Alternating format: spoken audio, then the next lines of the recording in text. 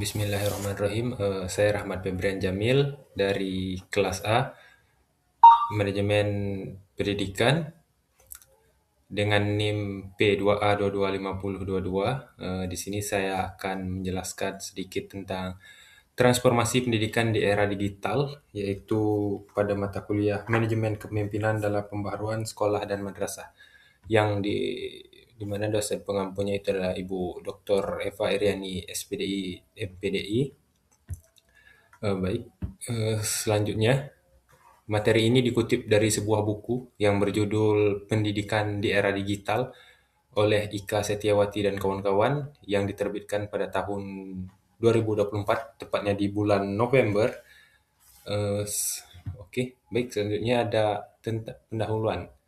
Perkembangan arus teknologi yang terjadi saat ini menuntut manusia untuk melakukan transformasi digital pada dunia pendidikan. Perkembangan teknologi digital memiliki peranan yang sangat besar. Teknologi digital mampu menghadirkan hal-hal baru seperti blended learning, distance learning, dan e-learning, dan website-based learning.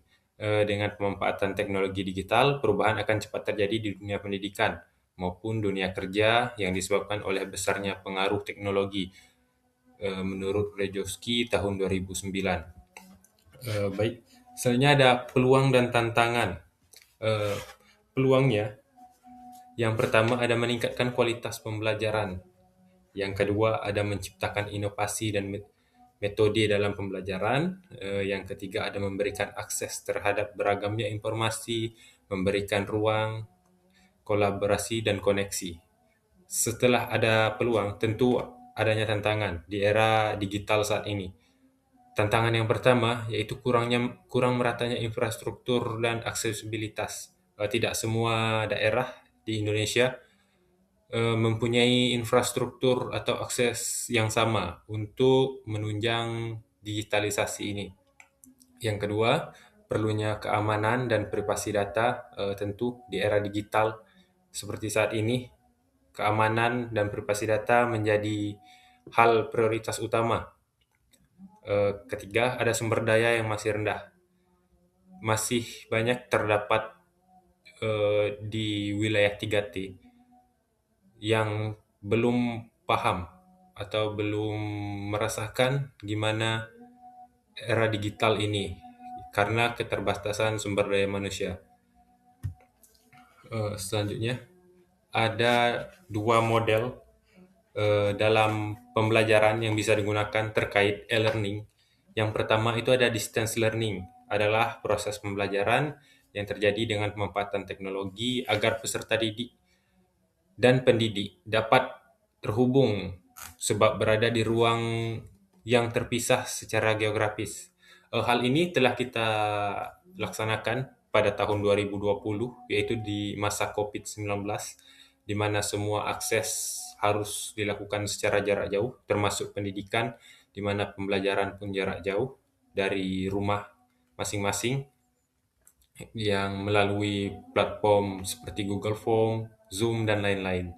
Yang kedua bisa hybrid learning, dapat diartikan sebagai perpaduan antara pembelajaran tatap muka dan pembelajaran jarak jauh. Dalam implementasinya, hybrid learning menyediakan berbagai materi yang dapat digunakan untuk kegiatan pembelajaran melalui internet yang dapat diakses oleh peserta didik, seperti misalnya untuk pembelajaran tetap di kelas, namun materinya dari internet dan bisa ditampilkan secara langsung, bisa itu melalui YouTube dan lainnya. Selanjutnya ada dampak transformasi digital. Yang pertama itu tentu dampak itu ada dua, dampak positif dan dampak negatif. Dampak positifnya adalah kemudahan dalam mengakses informasi. Dengan era digital, semua orang memiliki handphone, tentu bisa dengan mudah untuk mengakses berbagai macam informasi yang tersedia di internet. Yang kedua, ada sumber daya manusia yang berkualitas semakin meningkat.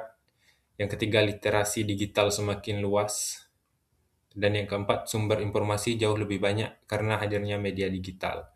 Dampak negatifnya yaitu terjadinya banyak pelanggaran hak intelektual seperti pencurian data, karena era digital itu telah meluas. Yang keenam adalah kesenjangan digital akibat tidak meratanya infrastruktur di wilayah 3T.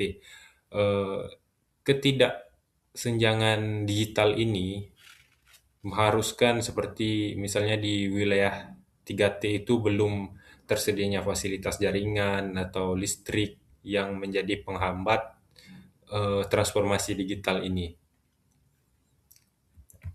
Selanjutnya, ada kesimpulan transformasi digital pendidikan bukanlah pilihan, jadi melainkan keharusan di era masyarakat 5.0.